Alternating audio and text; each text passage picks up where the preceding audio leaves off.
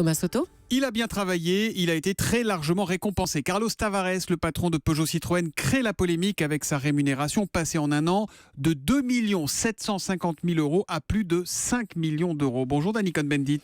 Bonjour Thomas. Hier, Emmanuel Macron disait que le PDG de Peugeot Citroën avait tort de faire abstraction de la sensibilité des Français.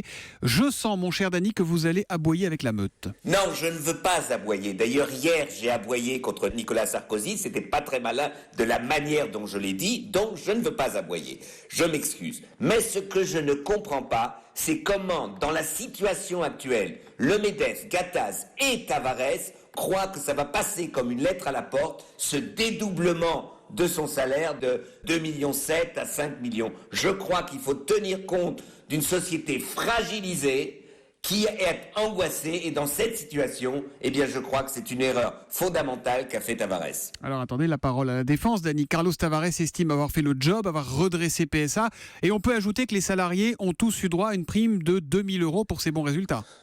Parfait que Tavares prenne 10 fois 2 000 euros, 20 fois 2 000 euros, pourquoi pas, parce que c'est vrai qu'il a organisé, mais ce sont les salariés qui ont relancé en fait cette entreprise, ils ont travaillé dur, Tavares l'a bien organisé, mais encore une fois, c'est cet écart incompréhensible qui crée disons, un problème dans la société française. Mais vous entendez au loin la petite musique du MEDEF qui dit « Il faut payer correctement nos bons patrons, sinon ils fileront exercer leur talent ailleurs ». Mais j'en sais rien, ça, c'est pas vrai. C'est la même chose en foot. Si les footballeurs, ils gagnent pas 90 millions, 100 millions, ils iront ailleurs et tout ça. Et après ça, on tue l'esprit d'entreprise. Parce que je crois qu'aujourd'hui, Peugeot peut être fier de la réussite, ils ont réussi à sortir du marasme cette entreprise, mais il faut avoir une dimension beaucoup plus sociale. Bon, l'État, dans cette affaire, ne peut rien si ce n'est dire son désaccord, ce que ses représentants ont d'ailleurs fait au conseil d'administration de PSA.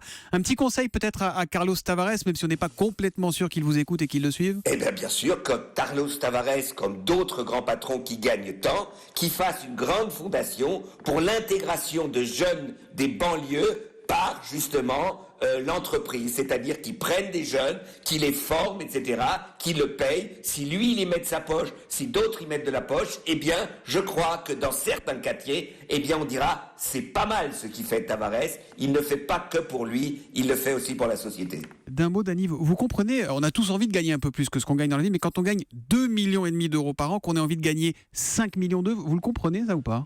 Mais non, c'est ça le problème. C'est ça le problème.